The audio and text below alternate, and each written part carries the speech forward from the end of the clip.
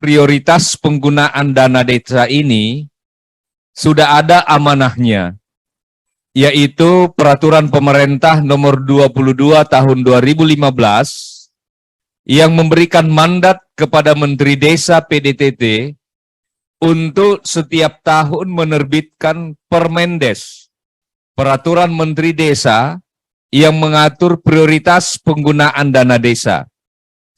Alhamdulillah, untuk tahun 2023 kita sudah terbitkan Permendesnya. Contoh kegiatan prioritas penggunaan dana desa sesuai dengan lampiran Permendes nomor 8 tahun 2022. Prioritas penggunaan dana desa untuk pendirian, pengembangan, peningkatan kapasitas pengelolaan BUMDes-BUMDesma.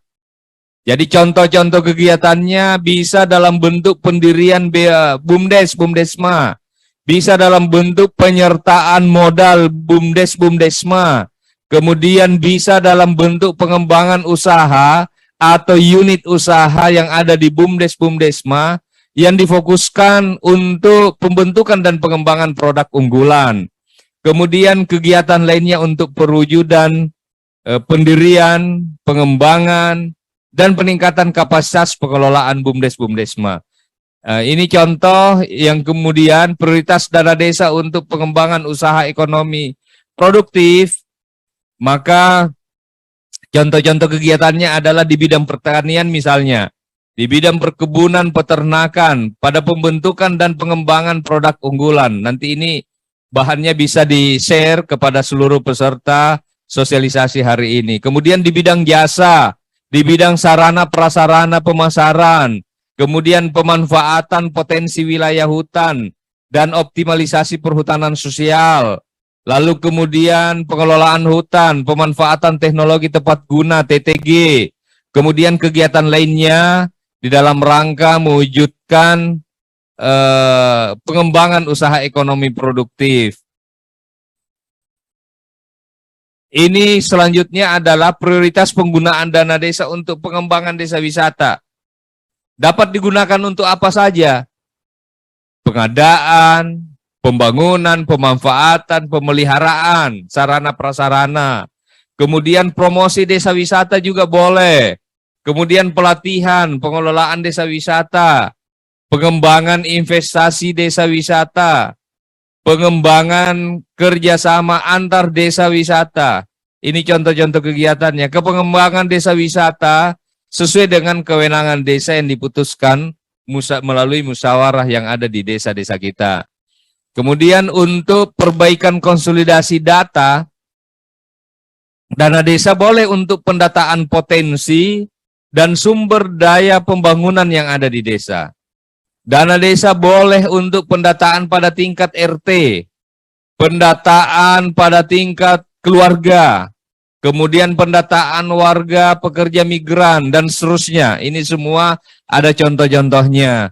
Kemudian berikutnya, untuk ketahanan pangan nabati dan hewani, pengembangan usaha pertanian, usaha-usaha pertumbuhan, jadi pengadaan bibit atau benih, pemanfaatan lahan untuk kebun bibit atau benih, dan seterusnya. Kemudian untuk pembangunan pengolahan lumbung pangan pun ada pembangunan lumbung pangan desa, pembangunan dan pemeliharaan infrastruktur, kemudian pembangunan prasarana pemasaran produk pangan, dan lain sebagainya. Sementara untuk pengolahan pasca panen, dana desa ini boleh dipakai untuk pengadaan alat teknologi tepat guna, pengolahan pasca panen, kemudian pelatihan pengolahan hasil panen. Ini contoh-contoh untuk kegiatan ketahanan pangan nabati dan hewani. Kemudian untuk pencegahan penurunan stunting, maka bisa dana desa ini dipakai untuk pelatihan kesehatan ibu dan anak, pemberian makanan tambahan, kemudian pengadaan tikar pertumbuhan, alat ukur tinggi badan, dan seterusnya, pendayagunaan lahan pekarangan yang ada, yang dimiliki oleh keluarga-keluarga kita, pendidikan tentang pengasuhan anak, dan seterusnya. Ini sangat lengkap untuk kegiatan-kegiatan dalam rangka pencegahan dan penurunan stunting. Kemudian untuk peningkatan kualitas sumber daya manusia, ini juga lengkap, contoh-contoh kegiatannya, lalu kemudian untuk peningkatan keterlibatan masyarakat menyeluruh juga ada, mulai dari kegiatan pelayanan dasar untuk kelompok marginal, penguatan nilai agama, dan seterusnya. Lalu kemudian untuk optimalisasi pelaksanaan program jaminan kesehatan nasional, mulai dari sosialisasi promosi kebijakan, program jaminan sosial, advokasi, bisa kegiatan optimalisasi, dan seterusnya. Ini ada beberapa contoh untuk penanggulangan penyakit menular dan penyakit lainnya. Jadi bentuk kegiatannya bisa dalam bentuk kampanye, promosi, perilaku bagaimana masyarakat diedukasi untuk hidup sehat, hidup bersih, bagaimana mengkonsumsi gizi yang seimbang di masing-masing rumah tangga, dan seterusnya. Termasuk pencegahan penyakit seperti diare, penyakit menular. Ini semuanya lengkap kami sajikan dalam Permendes ini. Kemudian untuk pencegahan pemberantasan penyalahgunaan peredaran gelap narkotik,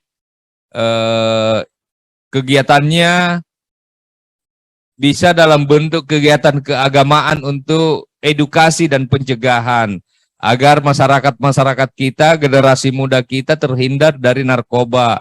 Jadi bentuk kegiatannya bisa penyuluhan, bisa sosialisasi, dan seterusnya. Bisa juga untuk pagelaran, festival, seni budaya untuk menumbuhkan kreativitas mereka, agar mereka bisa melaksanakan aktivitas-aktivitas yang positif.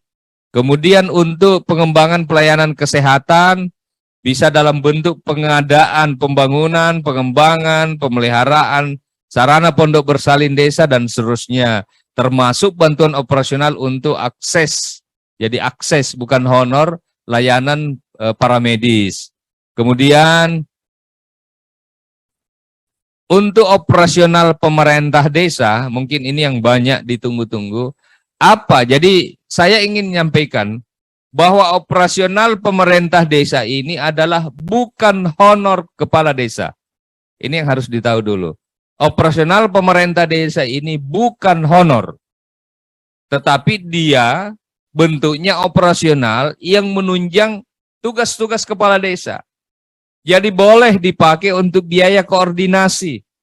Misalnya pemerintah desa ingin berkoordinasi ke pemerintah daerah, kabupaten atau ke provinsi, maka dana desa untuk operasional yang 3% ini bisa dipakai dalam rangka apa? Tentu dalam rangka membangun keharmonisan hubungan pemerintahan, koordinasi antar level pemerintah yang saya sebutkan tadi. Yang kedua, operasional 3% ini juga bisa dipakai untuk biaya penanggulangan kerawanan sosial masyarakat.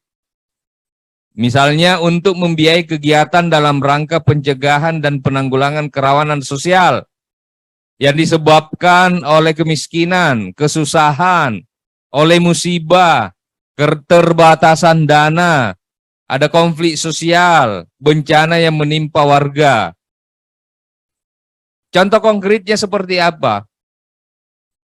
Ada kepala desa lagi nyenyak tidur, jam 1 malam tiba-tiba ada warga yang ketok pintu. Warga ini harus dirujuk ke rumah sakit karena dia sakit. Rumah sakitnya jauh dari desa. Butuh biaya transport. Maka operasional pemerintah desa boleh dipakai untuk operasional seperti ini, untuk membantu warga yang membutuhkan seperti ini. Ada warga yang berduka, meninggal. Dia miskin. Tidak ada yang menyiapkan pemakamannya. Misalnya yang muslim, kain kafan dan seterusnya. Maka dana desa ini boleh dipakai untuk membiayai warga miskin yang meninggal untuk pemakamannya. Itu yang dimaksud untuk kesusahan, kemiskinan.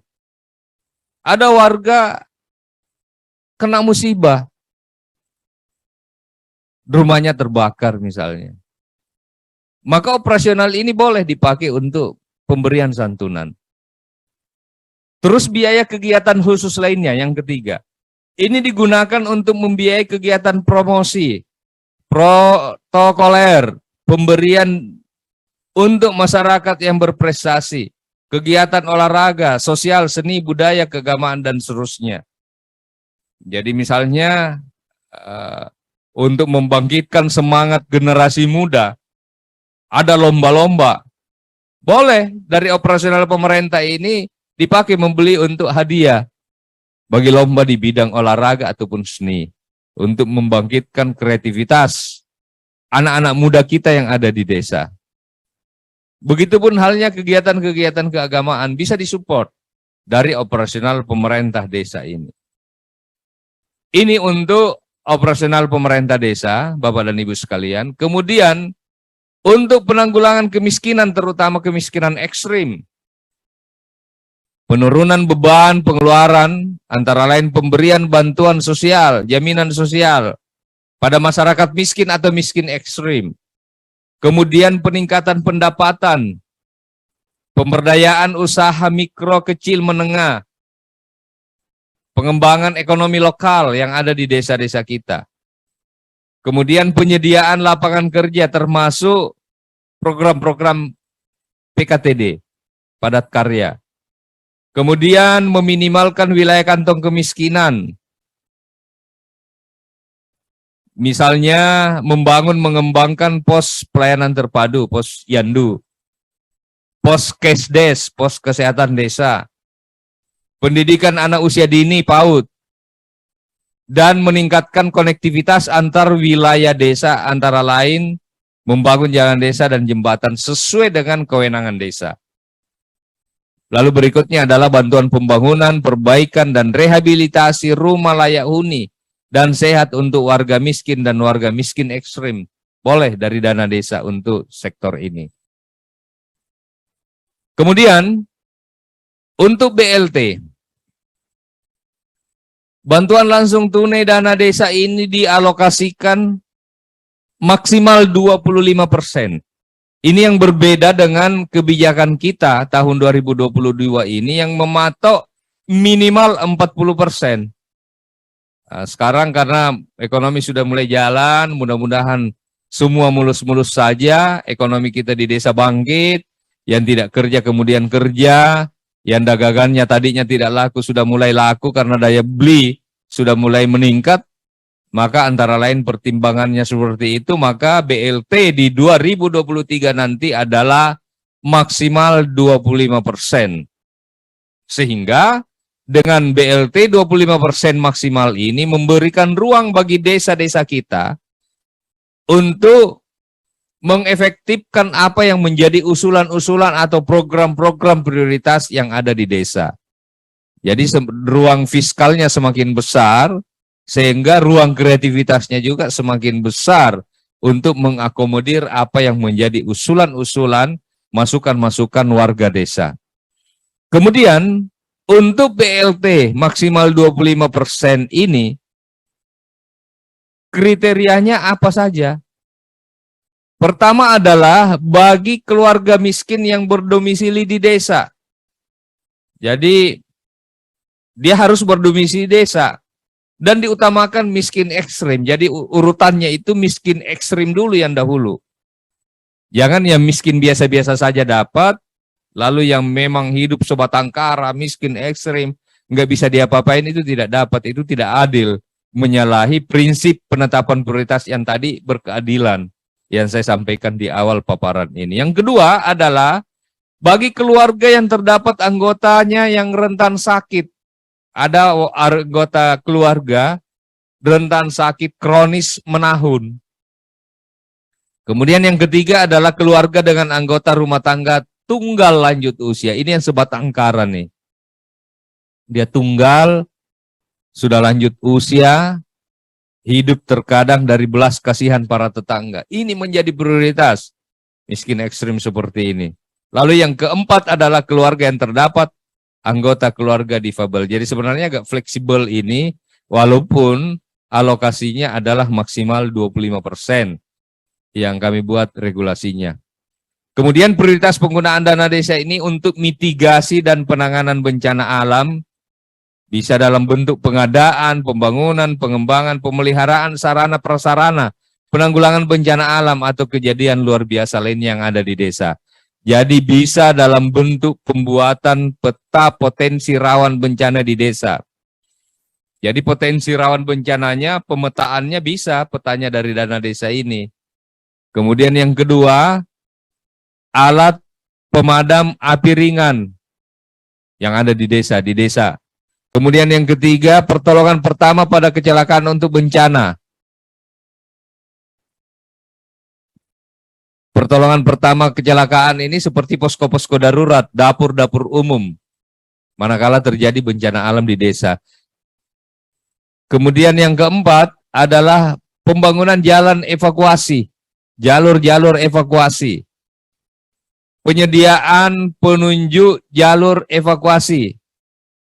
Kegiatan tanggap darurat bencana alam. Ya, jadi ini erat kaitannya dengan pertolongan pertama tadi, tanggap darurat ini.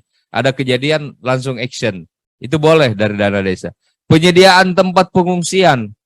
Manakala ada warga tempatnya banjir, kemudian di lokasi yang banjir tersebut tidak bisa ditempati oleh warga, maka bisa dibuat tempat pengungsian. Pembersihan lingkungan perumahan yang terkena bencana alam, rehabilitasi dan rekonstruksi lingkungan, kemudian sarana prasarana untuk mitigasi dan penanggulangan bencana alam. Lalu berikutnya Bapak dan Ibu sekalian, untuk bencana non alam, antara lain muncul akibat endemik, wabah, virus, bakteri yang berdampak luas bagi masyarakat. Seperti contohnya coronavirus ini. Kemudian bencana non alam yang muncul bertahap, hewan dan ternak seperti penyakit menular mulut dan kuku, antraks. Tapi ini pun harus sesuai kewenangan desa. Karena penyakit mulut dan kuku tadi, itu ada pembagian kewenangannya, termasuk penyediaan vaksin itu dalam peraturan Menteri Pertanian, itu menjadi kewenangan pemerintah kabupaten. Jadi desa ini mungkin sifatnya adalah sosialisasi atau pembersihan kandang yang sesuai kewenangan desa, yang kecil-kecil saja. Lalu yang ketiga adalah bencana non alam seperti tanaman produksi rakyat, kena hama wereng, kemudian hama belalang, itu bagaimana. Tetapi sekali lagi, ini harus dikomunikasikan dengan SKPD teknis terkait, dan sekali lagi kuncinya adalah kewenangan desa. Begitupun untuk kegiatan-kegiatan lain seperti desa aman COVID, relawan desa aman COVID, dan seterusnya. Bapak dan Ibu sekalian, ini ada desa aman COVID, ini contoh-contoh kegiatannya. Saya pikir tidak perlu saya detailkan, karena COVID ini kita berdoa mudah-mudahan segera hilang dari negeri ini, biar tugas seperti ini kita tidak lakukan lagi. Ini tugas relawannya melakukan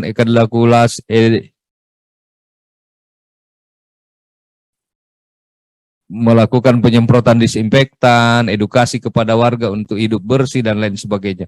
Inilah Bapak dan Ibu sekalian beberapa hal yang sempat saya sampaikan.